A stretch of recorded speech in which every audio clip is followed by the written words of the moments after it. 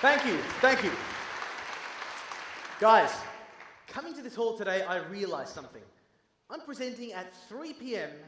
on a Sunday at the end of a 2-day conference. And I thought, maybe I should just do something really light and entertaining. And I thought, dude, no way. This is the one audience in the world that might actually appreciate substance over style. Facts as well as fun. So I've got a question for you, okay? What I brought along today is a no bullshit, fact heavy 30 minutes. The question is, are you guys ready? Yeah. Thank you. Thank you. Everyone except for that gentleman over there. That's totally cool. I'm here to talk about persuasion. Now, I'm not a cognitive scientist. On the other hand, I'd like to think I have a working understanding on how to change people's minds from having to do it for a living. A lot of people think persuasion is a dirty word, but it doesn't have to be. It just means the active effort or trying to change someone's beliefs in some way. So for example, using logical arguments and being rational is a valid method of persuasion. So is manipulating someone's emotions. Now the methods may vary, but the aim is the same. It's to create a future change in the flow of electricity between the cells inside someone's brains, because that's where beliefs live, and beliefs matter. From acceptance of climate change to vaccines, so much of our individual and collective experience depends on our ability to just look at a proposition and grade it. True, false, or varying degrees of uncertain. And our ability to converge on beliefs that somehow align with reality control so much of what's going to happen to us that they pose a personal challenge as well as a very civilizational one. Let's just step back for a second, because I don't need to deal with beliefs in these highfalutin ways, because in my day-to-day life, I need to do it in a very practical sense, in my 2 jobs, as a medical doctor and a magician. See, in medicine, my specialty is general practice. Here, people come to me with problems, and my responsibility is to give them an opinion that's based on science. Now, most people come in with questions, but sometimes they come in with the answer, some preconceived notion of how their health works, and they want me to just sign off on a treatment they've already decided. A lot of the times they're wrong, and it becomes my legal responsibility to persuade them towards the truth using tactics that are honest and also effective. But the hard thing about this job is that the stakes are so high. Whether or not someone changes their beliefs can be something that leads to just radically different health consequences. Now, on the other hand, I'm also a magician, mentalist, a performance entertainer who creates the illusion of something impossible occurring. The way I achieve this is by lying. Okay, let's not mince words here. Now, the hard thing about this job is that by labeling something an illusion, I'm telling people I'm about to lie to them. Then I lie to them. Then I have to conceal the lie in some way. And I'm telling you now, being able to deceive someone after giving them warning is the most extreme form of persuasion there is. So even though the jobs may seem really different, they do intersect. In both jobs, I have to persuade. In both jobs, I have to persuade ethically. In medicine, that means using honest tactics. In magic, that means being honest about my dishonesty. And in both, there can be some really dire consequences. See, in medicine, if I fail to persuade someone effectively, the patient could die. But in magic, if I fail to effectively persuade an audience member, my career could die. That is... Okay, maybe that's not as bad, but funnily enough, the consequences in magic are far more dire if you are too persuasive. So I want to try out an illusion now that's going to use the help of someone in the audience, and yes, this is the part where I start to lose eye contact from a few people. That's totally cool. Look, if I do invite you up here, I'm not going to embarrass you in any way, make fun of you. You're going to have a great time. I might choose... actually, you know what? I might choose a lady in the green. Would you mind standing up and making your way up here? Everyone's going to welcome you with a big round of applause. Thank you so much. Come on up. Stand right here, please. What is your name? Please speak to the mic. Susie? Susie, thank you so much for coming along. Susie, I want you to recover a memory from your mind, and I'm going to give a demonstration, okay? I want you to think of the first name of the first person you ever kissed, and I'm going to divine this information from your mind using the powers of ESPN, okay? It's a little known variant. You're obviously not familiar. That's okay, that's okay. We're going to prove this, okay? So just think of that name in your head. Don't say it out loud. And you're going to transmit it to me letter by letter. So now, just focus on the first letter of this person's name and just send it to me. Got it? I'll prove it. Susie, I'm going to count 1, 2, 3, and you are going to name the first letter of this person's name. Okay, so I'll go 1, 2, 3. We're going to do it simultaneously. Okay, ready? 1, 2, 3. M. M. Thank you.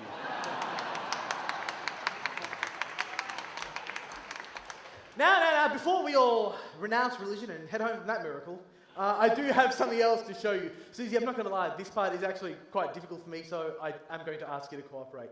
What that means is, from this point onwards, only speak if I ask you to speak, only move if I ask you to move, okay? So first things first, arms by your side, relax, take a deep breath in, and out.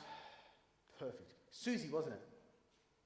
Strange coincidence, because I also have a friend called Susie. She's backstage, I'll bring her out, 1 second.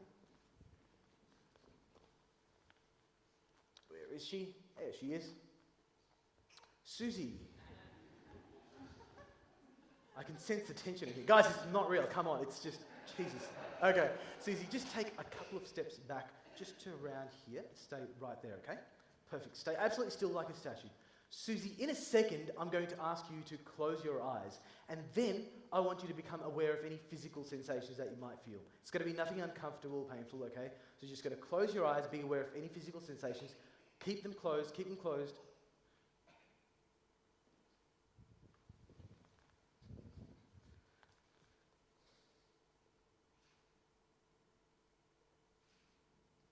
Susie, be very honest. Simple yes or no answer. Did you feel a physical sensation? Is that a yes? Yes. Would you describe this sensation as a push, a scratch, or a tap? Tap. Susie, which shoulder did you feel this tap on? Left or right? Left. And how many taps did you feel? Did you feel 1, 2, or 3?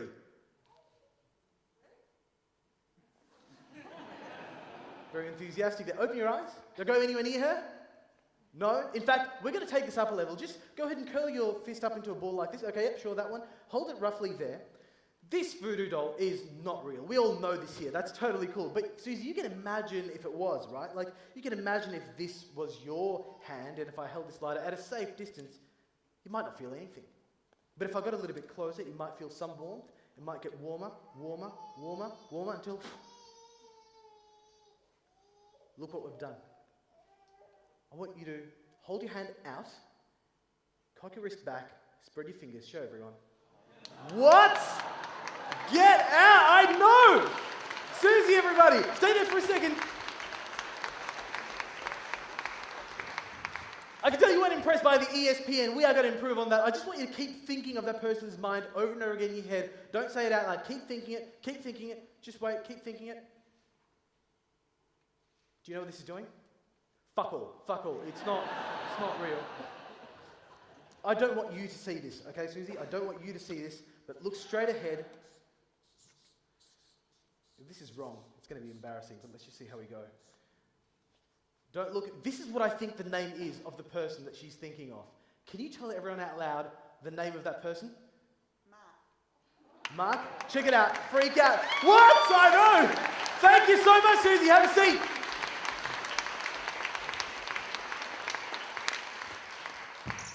You know, I performed an illusion like this roughly 3 years ago, and a couple came up to me after the show and said, "What's the source of your supernatural powers?" And I said, "The pages of a book on magic tricks." They didn't believe me, so I did what I always do in these situations. I explained exactly how the trick works to them.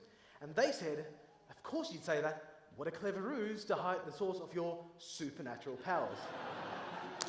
In fact, they invited me onto a TV show, this episode that they were producing, where they wanted me to challenge a real psychic. There was no way I could pass up on this opportunity. And as you'll see, what they actually did was they literally blindfolded me and took me to a secret location where I had to compete against this other psychic in powers of aura reading, clairvoyance, and other flavors of bullshit. We were allowed to bring along one tool to augment our psychic powers. Now, my opponent brought along a pendant. I brought along, wrapped inside that purple cloth, Ian Rowland's book on cold reading. You know, the experience taught me a lot about how easy it is to form new belief in someone else's minds. I mean, convincing you all that I have 5 fingers is as simple as me doing this. Now that might seem easy, but it's actually quite easy to convince ourselves, even in this room, of quite complex, intangible concepts too.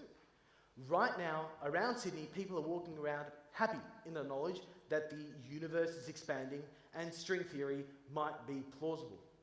Now, these are unfathomable concepts, and yet we accept these pieces of pop science with such little resistance. Like, Stephen Hawking could roll out here right now, freestyle off the top of his dome, and convince us all that black holes are shaped like a pretzel. He could do this for no other reason than he has the time, and none of us would have the balls to fact check him. Let's be honest.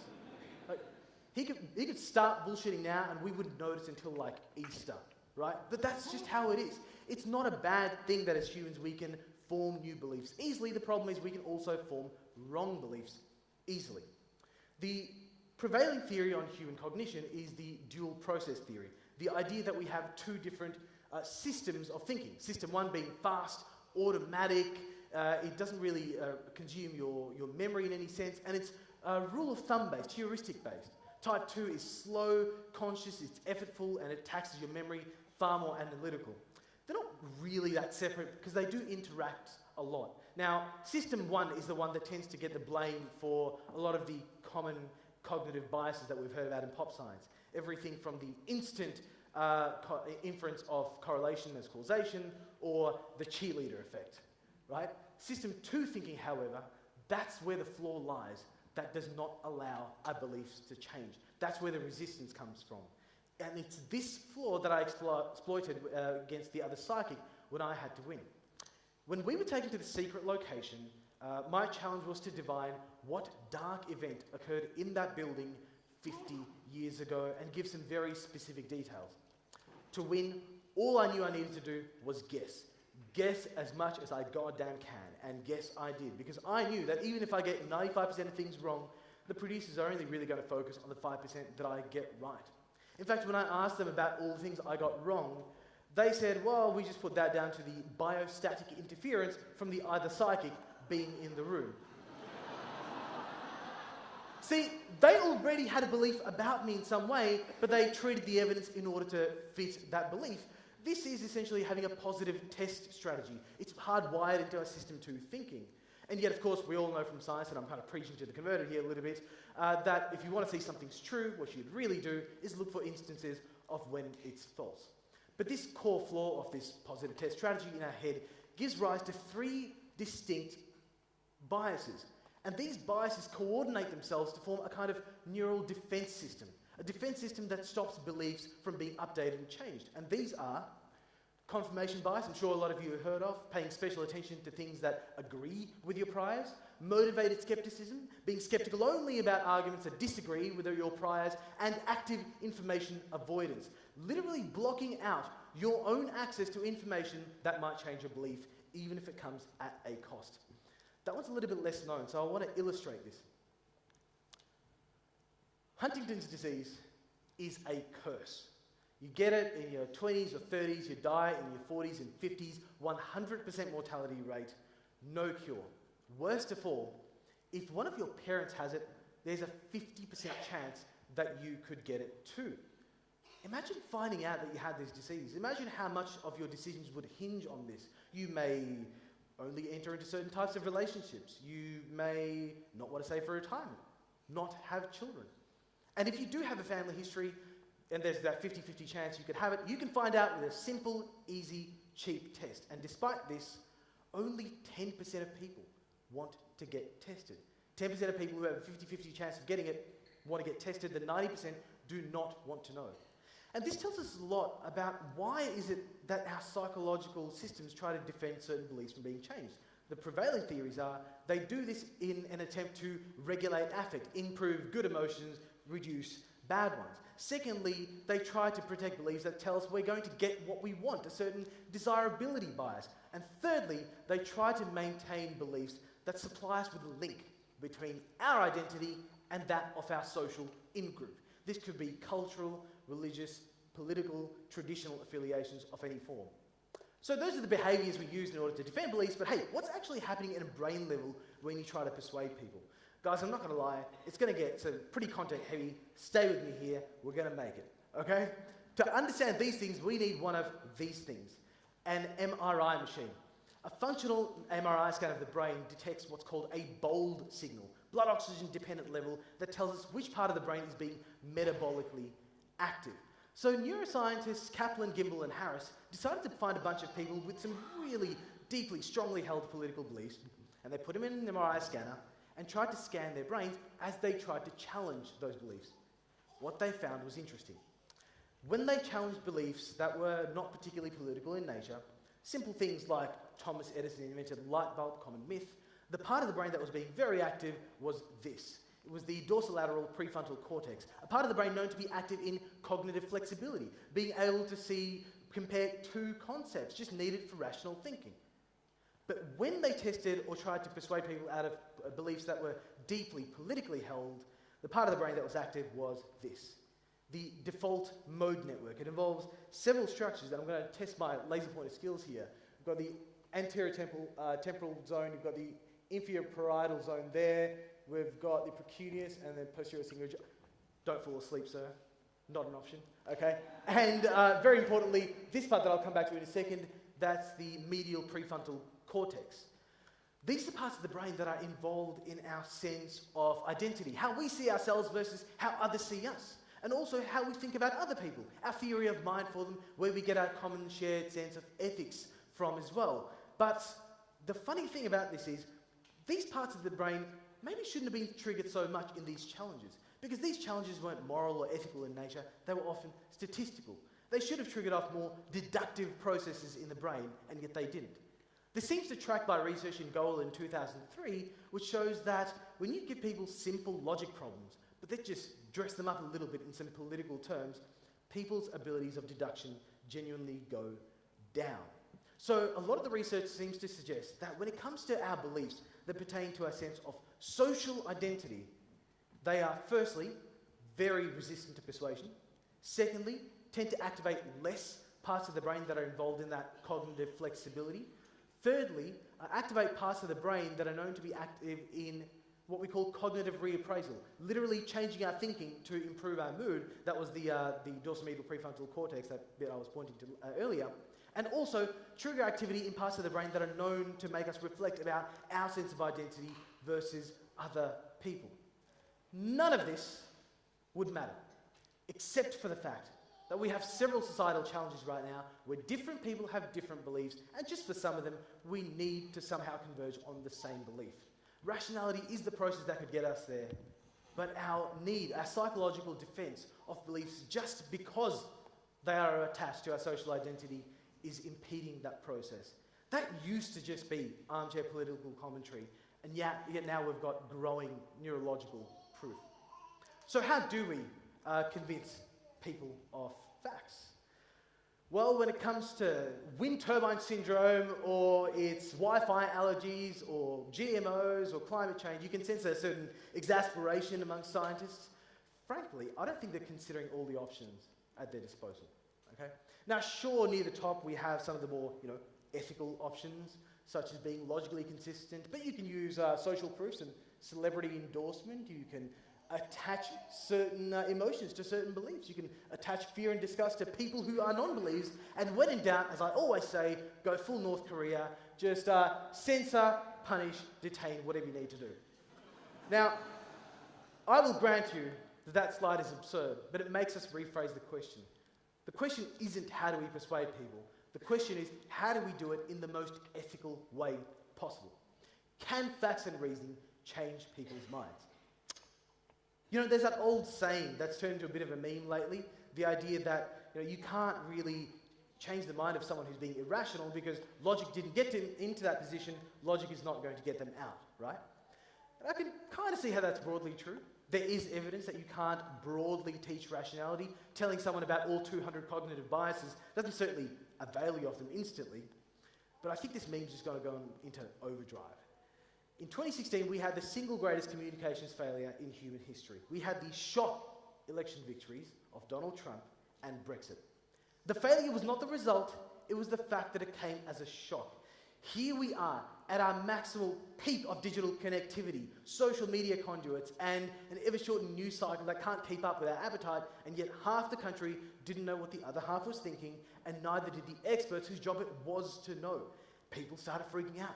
Why did facts not convince the other side? In fact, in the month of the US elections, the phrase confirmation bias was Googled more than it's ever been in history until that time.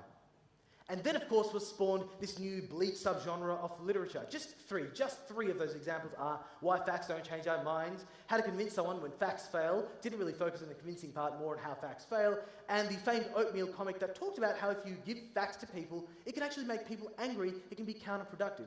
Very well intended, but there was this particular concept that caught on from a lot of these articles called the backfire effect. Now, Nyhan and Reifel in 2010 wanted to test the effects of corrective facts on common myths. They did this in the domain of political myths and myths pertaining to vaccines. And they found the facts didn't really work so well in their study, but they also found for some people, they backfired. After being told what the correct information was, people dug their heels in and doubled down on those beliefs and believed the original belief even harder. So we've gone from already thinking that you can't logic with irrational people, Trump wins, Brexit happens, facts don't convince people, they might even backfire. It's a very popular, almost romantic view that I think is becoming increasingly common now. And I think we use it to comfort ourselves when we forget, or when we are unable rather, to persuade people. It's not my fault. Facts don't persuade people. We need to kill this belief off instantly. Rational thinking and facts changes a lot of people's minds all the time.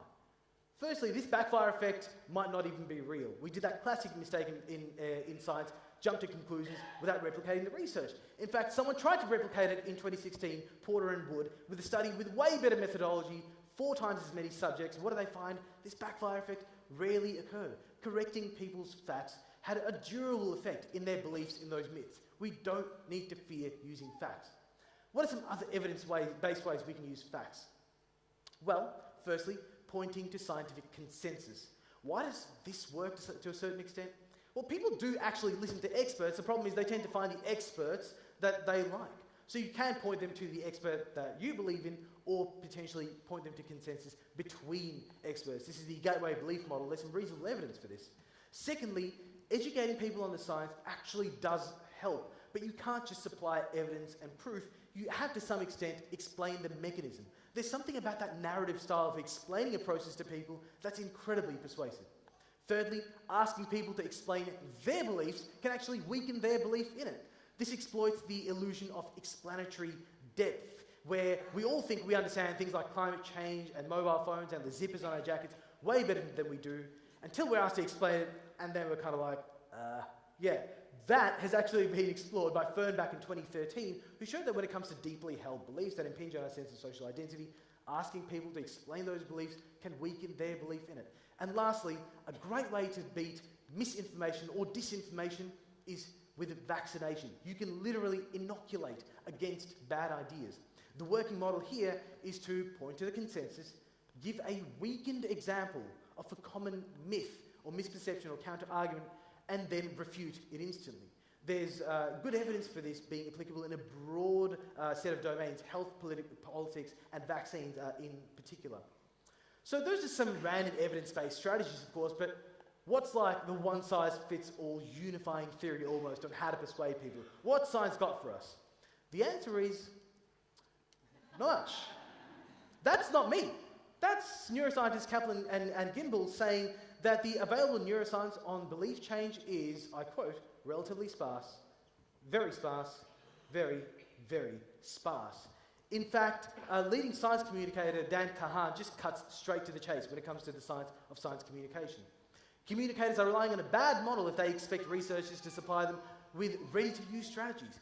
Researchers who constructed the model can't tell them about the environment they're operating in, the players, the stakes, how they talk, and who they actually listen to. You see, the problem is one of speed. The research on how to persuade people is coming slowly, yet the consequences of us not being able to do so are coming fast. So if we can't have this bulletproof one-size-fits-all model, at least we can have a rational, evidence-based approach. Now, my metaphor for persuading people is similar to one by Lewandowski and McRaney. I like to think that people's beliefs rest on some kind of support structure, maybe like a table.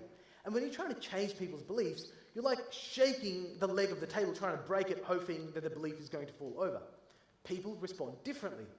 Sometimes they pretend the table's not broken. Sometimes they look at that broken leg and try to glue stick it together. Sometimes they ignore that breaking leg and swoop in with a counter-argument, a new leg, and sometimes they'll point to your table and say, it looks shitty. The idea is that, yes, you're trying to topple these people's beliefs, but sometimes they're not just protecting the beliefs, they're protecting the architecture underneath it. Sometimes that architecture is very mild. It's just a little bit of disinformation that if you correct with facts, it's done. Sometimes it's got far deeper roots in deep belief systems that impinge on people trying to make themselves feel better or lead towards desirable outcomes or connected to their sense of social identities, the very thing that neural defense system is trying to defend. So when it comes to trying to persuade people, I try to do a few things. I like to listen, specifically for what that belief is exactly. They're not all the same. You've got to be careful of stereotyping here. Secondly, I try to hear hints for what that support structure is. Is this something I can just topple with facts, or is this tapping into a deeper belief system, some kind of religious, traditional, cultural, political identity thing that's going to be difficult to dissuade people from? Secondly, what to ask. I like to ask people to explain their beliefs. Hopefully that's going to kind of weaken their belief in it through that illusion of explanatory depth that I mentioned earlier. But also, this is a little bit more advanced, trying to subtly ask, what might change your mind? What crazy thing, if it were true, might change your mind? If you found out that I as a doctor do not get kickbacks from Big Pharma, will that potentially weaken your argument? And lastly, what to say. If possible, if people are not aware of the consensus, point to the consensus. If you can't do that, try to point to experts who ideally align with the social identities of the person you're trying to persuade. This is why finding Christian scientists who believe in evolution are very persuasive when it comes to trying to persuade people away from Christian fundamentalist theories on the very same topic. Thirdly, try to find misinformation by preventing it in the first place with inoculation, and of course try to explain the mechanisms for your beliefs. You know, it's funny, when I had that slide earlier which had all those other persuasive tactics, there are a few grey areas there. They're not all bad. Being likeable, using humour, any of those tactics that might increase your likability and rapport, they can be very effective, but they're not free from ethical baggage. And what you choose to use when you're trying to persuade someone is up to your sense of ethics and the consequences of you potentially being wrong. These are some of the tools that you can use to rewire someone's mind. But remember, when you're doing this, you're literally trying to change the flow of electricity down axons and neurotransmitters between synapses, because that's where beliefs live. So I wish you luck in rewiring minds and be open to the idea of rewiring your own. Thanks so much.